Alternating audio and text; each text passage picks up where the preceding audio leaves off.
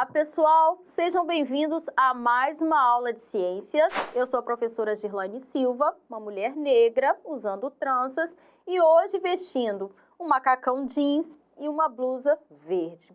Na aula de hoje eu trouxe uma coisa muito interessante para vocês verem. Deem uma olhada. Olhem só.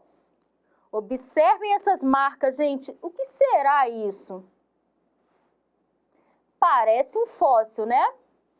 E quem pensou em fóssil, acertou. Esse é o tema da nossa aula de hoje, Desvendando Fósseis. Você já ouviu falar sobre os fósseis?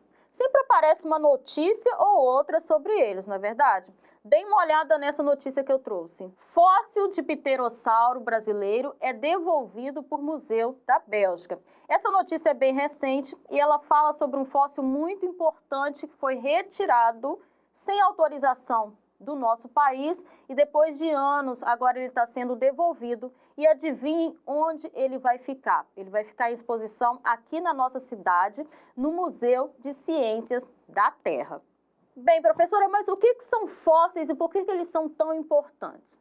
Vamos começar do início. Fósseis são vestígios, né, são restos de seres vivos que viveram há muitos anos atrás e que por algum motivo, né, por condições especiais, eles ficaram conservados ao longo dos anos. Deem uma olhada.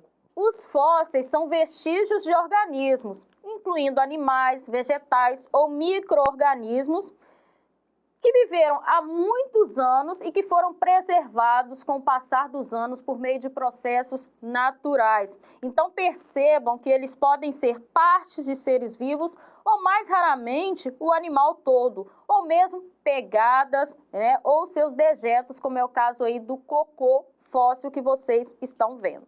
E aí vem comigo. No caso aqui do nosso fóssil, a gente tem aqui o vestígio, né, do que foi um peixe que viveu há milhares de anos atrás. Mas observe que ele está aqui no meio de uma rocha. Como é que esse fóssil foi parar aqui no meio de uma rocha? Então, olhem a figura para vocês entenderem como são formados os fósseis. O processo de fossilização funciona da seguinte forma. Quando uma espécie morre, o seu corpo passa por um processo de decomposição causado por ação de fungos e bactérias.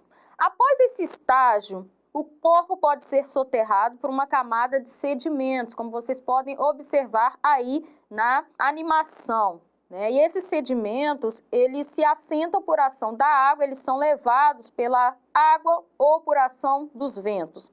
Assim, gente, quando a gente fala em fossilização, a gente está falando diretamente do processo de sedimentação, da deposição desses sedimentos no solo, né? E por isso a gente só vai ter a formação de fósseis em um tipo específico de rochas, que são as rochas sedimentares, essa que está aparecendo aí para vocês.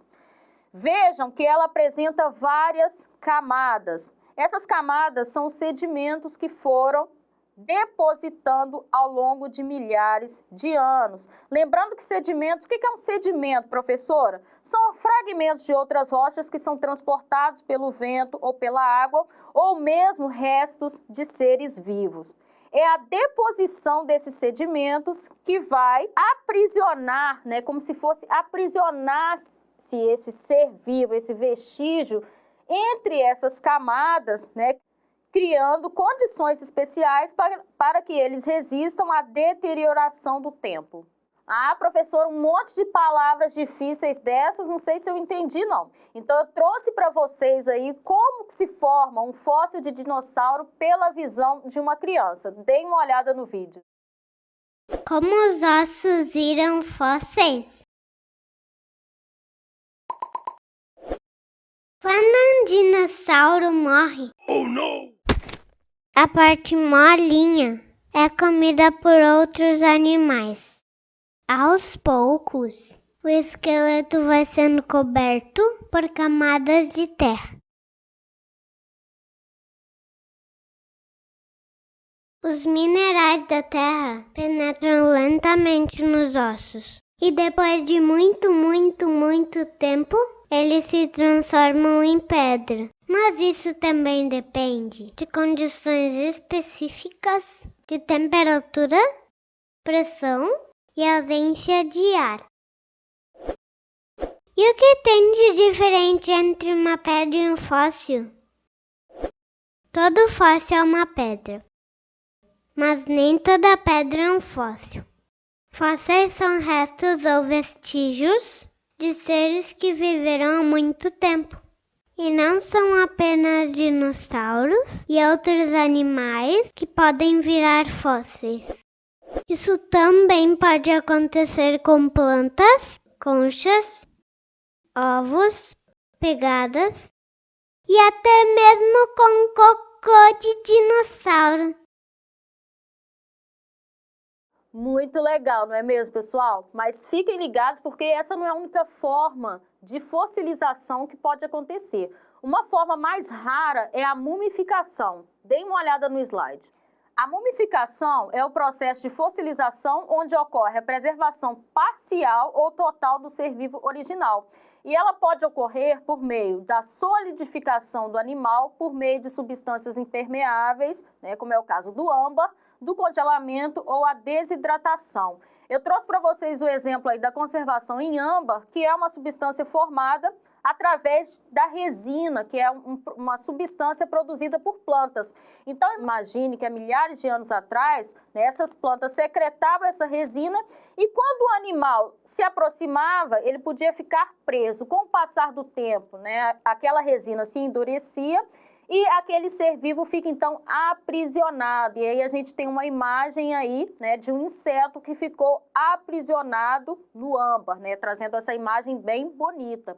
E um outro exemplo clássico é a conservação em gelo, né? Então a gente tem aí, por exemplo, seres vivos da era do gelo, que hoje a gente encontra aprisionados em blocos de gelo, como é o caso aí desse mamute. Gente, muito legal esses fósseis que eu trouxe para vocês observarem nas figuras, né? Mas olha que legal, você pode fazer a simulação de um fóssil aí na sua casa. Dê uma olhada no slide no que você vai precisar. Massa de modelar, folhas, ossos, réplicas de animais que vão servir como modelos para os seus fósseis e gesso e água. Então, para criar o nosso fóssilzinho fictício, a gente começa amassando aqui a massa de modelar, que é onde a gente vai marcar a impressão do nosso modelo, do osso, da planta, do que você escolher para estar criando esse fóssil aí na sua casa. Bom, depois dessa etapa, eu escolhi aqui uma folha, né? E aí eu escolhi, quando vocês forem escolher, né, peguem alguma coisa que tenha bastante marcas, que vá deixar essas impressões aqui na sua massa de modelar. Observem que a professora acabou escolhendo uma folha muito grande, tá? Mas a gente vai lembrar que fósseis são vestígios, então não precisa nem ser aquele ser vivo todo. Então a gente vai fazer com a parte que vai ficar aqui com a sua impressão impregnada nessa massinha. Então apertem aqui com cuidado para deixar essas impressões.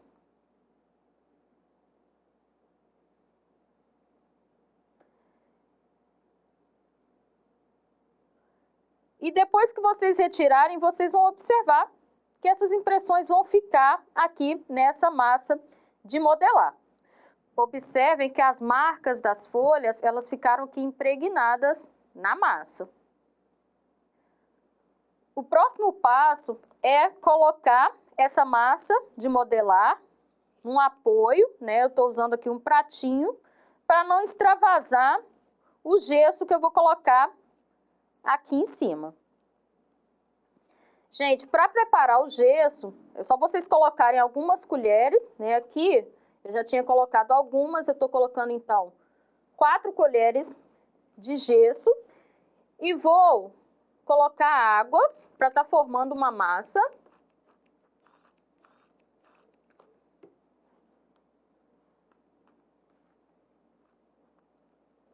Misturar bem, para a massa ficar bem misturadinha, bem homogênea. Nessa consistência. E aí, agora com essa massa pronta, eu vou colocá-la em cima das marcas que eu criei em cima da minha massinha de modelar.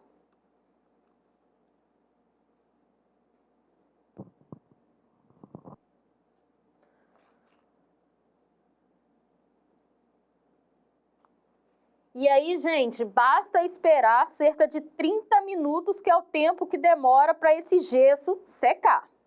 Bem, como o ambiente aqui de gravação está um pouquinho frio, né, a gente acabou precisando esperar mais um pouquinho de tempo.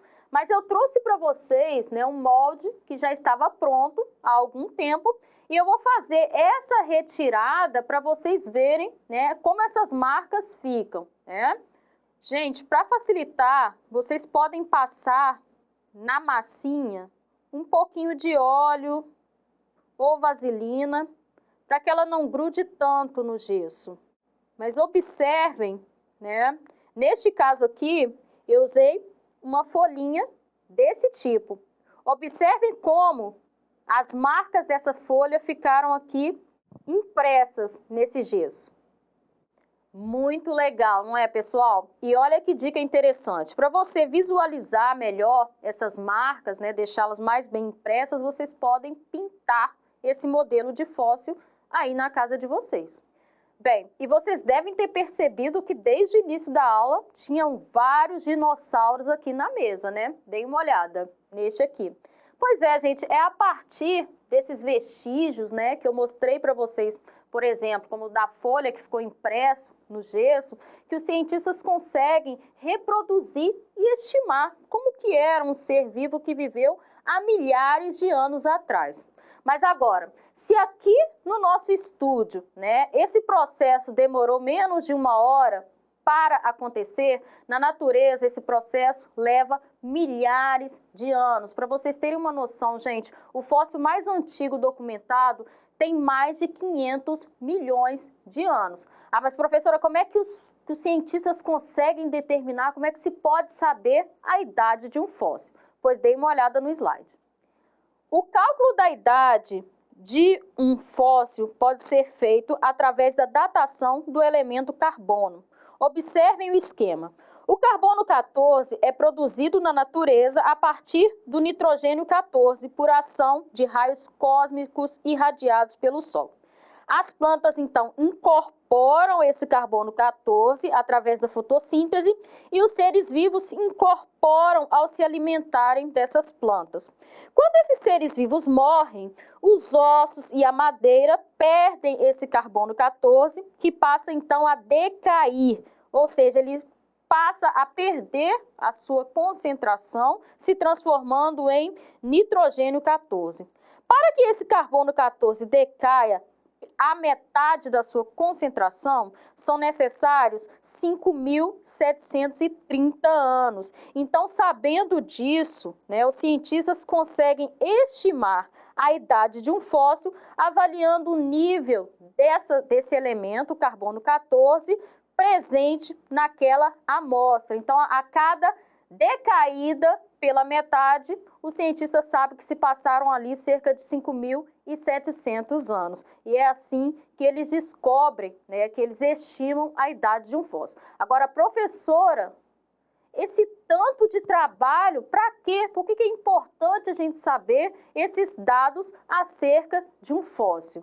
Dê uma olhada no slide novamente. Os fósseis, eles são extremamente importantes porque eles fornecem informações que permitem investigar os seres vivos que viveram há milhares de anos atrás.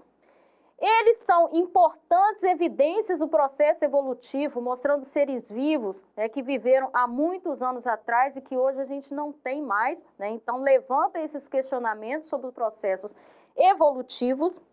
Eles são ferramentas essenciais para a reconstrução de ambientes antigos, né? Como, por exemplo, aí a gente tem as pegadas de dinossauros, a gente sabe, pode estimar quais seres vivos passaram por ali e quais as modificações que eles fizeram nesse ambiente. Eu mostrei para vocês lá no início da aula o cocô, né, de seres vivos que viveram há muitos anos atrás. Então, através desse vestígio, desse cocô, a gente também consegue pensar nos hábitos alimentares desses seres vivos. E os fósseis também são extremamente importantes, porque eles fornecem dados que permitem a construção da história geológica do planeta. Agora vem para mim. Por isso, gente, é importante a gente pensar na gravidade da notícia que eu dei lá no início da aula. Quando a gente retira o fóssil de um país, a gente está levando parte da história geológica desse país. Agora, professora, onde tem um fóssil? Está no meu quintal? Eu posso encontrar um fóssil em qualquer lugar? Bem, dêem uma olhada para vocês entenderem como a gente encontra fósseis. Na verdade, a gente vai ter regiões específicas onde vai ter uma predominância maior do tipo de rocha que eu falei para vocês, que são as rochas sedimentares. E eu coloquei 2 exemplos de lugares aqui no nosso país, que são Vale dos Dinossauros, onde a gente tem aqui esses registros dessas pegadas, e uma das bacias mais importantes que a gente tem, que é a bacia do Araripe, né, que se encontra na região nordeste no nosso país, onde a gente tem uma riqueza de fósseis que já foram encontradas. Olha aí a variedade de fósseis que já foram encontrados nessa bacia, né? E eles estão expostos no Museu de Paleontologia relacionado a essa área, né, de Araripe. E, gente, por que a gente não tem tantos mais lugares assim? Por que eu não mostrei isso para vocês? Bem, a verdade, né, é que a área da paleontologia que está relacionada ao estudo desses fósseis é uma área que ainda está crescendo no nosso país. Então, procurem saber mais sobre a área da paleontologia, sobre o que você precisa fazer para ser um profissional na área e seja um novo profissional para estar contribuindo com os estudos de fósseis no nosso país. Eu já vou ficando por aqui. Até a próxima!